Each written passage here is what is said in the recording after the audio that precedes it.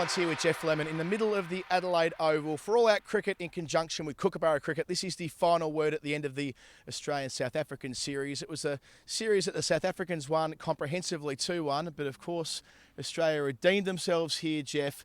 It was a really good performance in what was a really good test match, winning by 7 wickets. Just a nice kind of arm wrestle test, a little similar to last year, the day-night test against New Zealand, but this one they'd taken a bit more grass off the pitch. The pink ball still moved around appreciably, but not quite as drastically, and they managed to get it out to a 4-day match rather than a 3.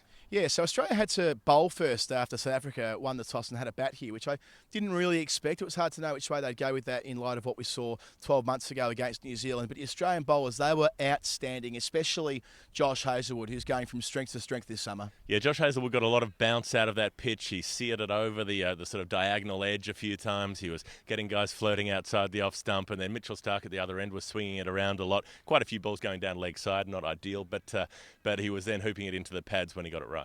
Yeah, the man who was able to sustain a long innings was Faf du Plessis. The local papers here smashed the hell out of him before this test match after Mintgate, which we won't go into. If you haven't read about it, read something that Geoff's written.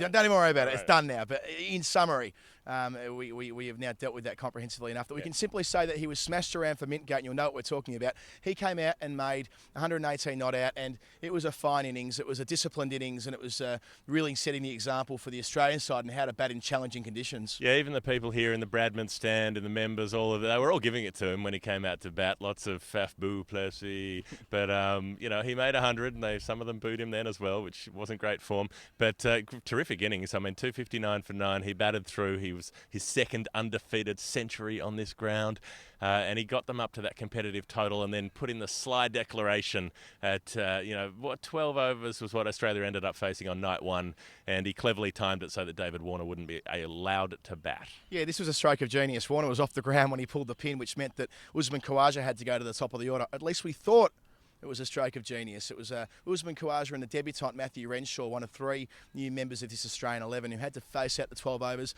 and they did it so well that every back page in the country was proclaiming Matthew Renshaw to be the future of cricket. We fell into that trap as well, I think. Well, not trap, but we certainly were tempted by the 12 overs he faced and got through on night 1. But coming out day 2, he got out early, but it was Khawaja who really was the ballast of this innings. Yeah, 308 deliveries he faced, batted for 464 minutes, I think, across the full day of the second day, plus that first evening, plus a bit of time on the subsequent morning. So just a real fierce innings from him. He cut out all his offside play. He wasn't going to nick off to the seamers. He scored massively on the onside and was so patient and just waited them out again.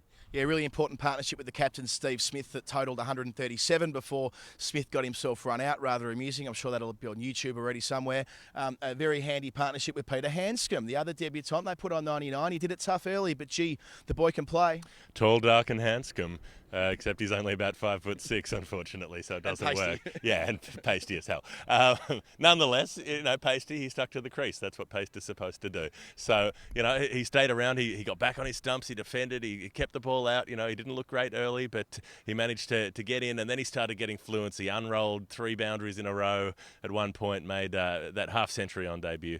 And when he was dismissed, he'd at least done the job of getting Australia to about parity. They did lose 3 for 10. Nick Maddinson on debut didn't get off the mark. He got bowled by a half volley that he'll live to regret, although he will get another opportunity. Matthew Wade nicked off, and all of a sudden it was Mitchell Starc with an hour to bat in quite challenging conditions, as we learnt here under lights. It's always hard in the last hour when the sun goes down completely and it's a black sky, and the moisture in the air starts affecting the grass on the pitch and all the rest of it. So Starc did really well to bat with Khawaja either side of, stumps on night 2. They put on 80, and that was the big first innings lead that Australia craved in Perth and failed to do so. But here it totalled 124 runs, and that's what set up the game. Yeah, and great to see Starc getting back amongst the runs. Has not been amongst them for a little while.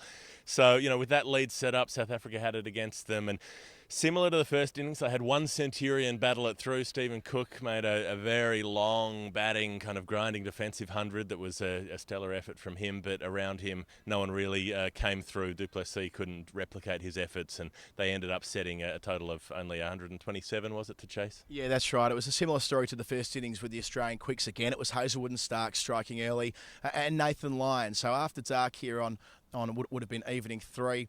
Going pretty well. South Africa, they'd knocked off the deficit. They had 2 wickets down, and they looked relatively set with Amla batting out there with Cook. But when Amla fell just before the break, actually, and it was JP Duminy started a bit of a collapse.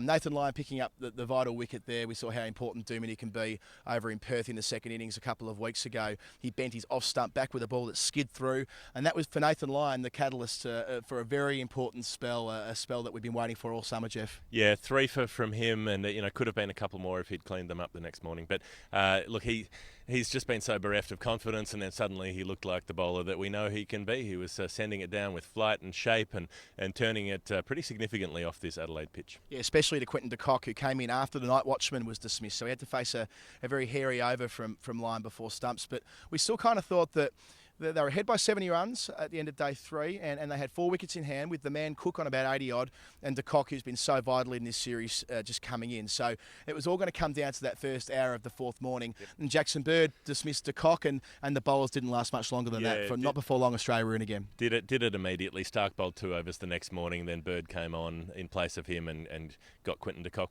in that first over. The crucial wicket for him, and so he'll probably retain his place in the side now. Jackson Bird might actually be able to get a bit of a run on. So Australia, chasing that lead. David Warner put a big dint in it with 47. Renshaw just stayed out there and batted time, and Smith did most of the rest of the job until there was only 2 runs required, and Pete Hanscom was able to score the winning run. Yeah, it was kind of a pretty strange environment here yesterday afternoon as it was reaching the evening, because Matthew Renshaw, who we mentioned before, he did accumulate 137 balls at the crease for only 34 runs. Yeah, so, it was an unorthodox... A bit of a zoo out here when Renshaw was batting a lot of defensive shots, and everyone forgot that they wanted a dour opening batsman, and they were all going, ooh, when Smith gave him the strike with a single, they weren't happy. But, a great cheer around this ground when Renshaw finally hit a boundary through cover. Yeah, for those watching in England through all that cricket, Matthew Renshaw, they've compared to Alistair Cook in as far as he has a few scoring options, principally behind square on the leg side, and he uses it wherever he can. He's not fluent, and he's not graceful. He's not complicated, He doesn't get confused. Sometimes if you have all the shots in the world, you don't know which one to pick. But he's only got about 2, so he knows if it's on the go or not. He was very effective, so both innings he faced 183 balls in total, which is, oh Christ, after what happened in Hobart, that's probably all the balls Australia faced in Hobart. We're talking that level of occupation of the crease, which Steve Smith was thrilled about. After play, Smith talked about the resilience these young blokes showed, and again he spoke about he really talked about the positive energy that he felt around the squad from the moment that Hanscom and Maddinson and Renshaw entered the team, and that's something they can really build on coming into the Pakistan series. Yeah, that bit of youthful energy, particularly if Maddinson can get away and sort of show what he can do. People looking forward to that. But Hanscom particularly for me, very exciting, seeing how fluently he can troll that innings. I think that he's the one who's really shown that he's a long-term prospect. An excellent catch in the gully to remove du Plessis as well. She was a bit of a dual threat. Likewise, Renshaw in there at first slip. I think that's about enough for us today on The Final Word, Geoff. For all that cricket and Kookaburra cricket, the next step in the Australian summer are 3 limited overs internationals against New Zealand in the Chapel Hadley Trophy. We'll be back with you with all of that action for all that cricket next week. Until then, Adam Collins and Geoff Lemon. I'm Peter Hanscom, and what I look for in a bat is a very nice pickup.